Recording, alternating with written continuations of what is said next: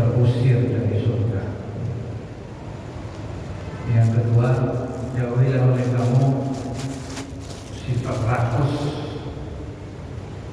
karena dengan sikap rakus itu Adam dan Hawa terusir juga dari surga.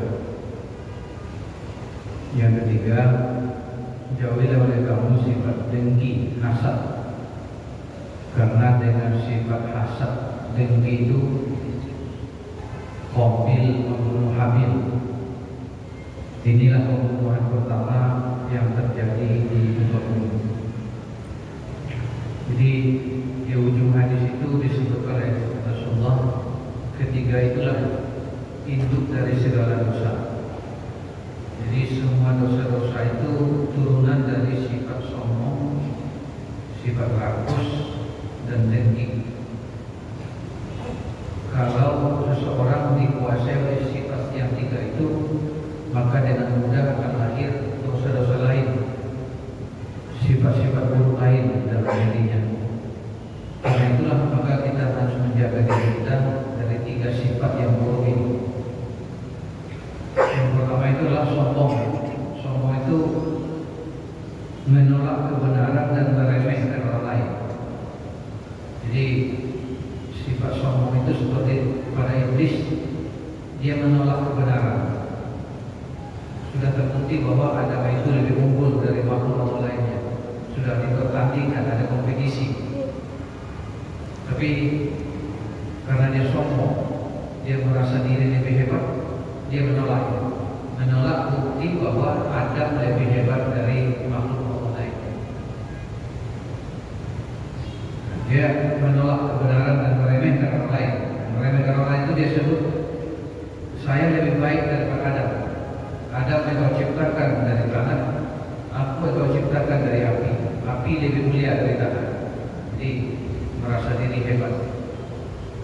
Jadi Bapak Ibu, salah satu indikator kesombongan itu merasa diri hebat, meremehkan orang lain.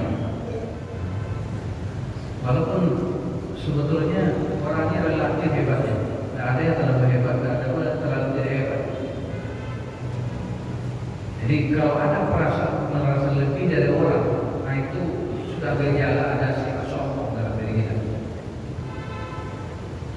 Nah, kita mungkin memiliki beberapa kelebihan dari orang lain, tapi memiliki banyak kekurangan. Rasa seperti ini yang perlu kita pertahankan dalam diri kita agar tidak timbul sifat sombong. Nah, begitu juga yang kedua, rakus.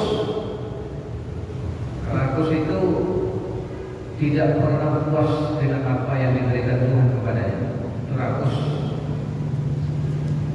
Jadi kalau manusia sudah diperbudak oleh loba, tamak, rakus, apapun yang diberikan Tuhan, apapun pencapaian dalam kehidupannya tidak akan pernah memuaskan dirinya.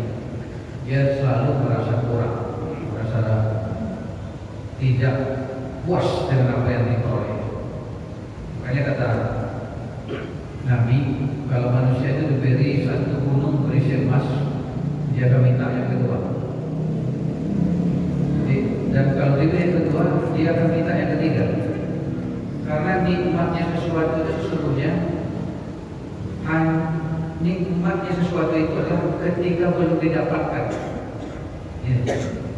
Nikmatnya sesuatu itu ketika dibayangkan kalau didapatkan. Setelah didapatkan, biasa-biasa saja.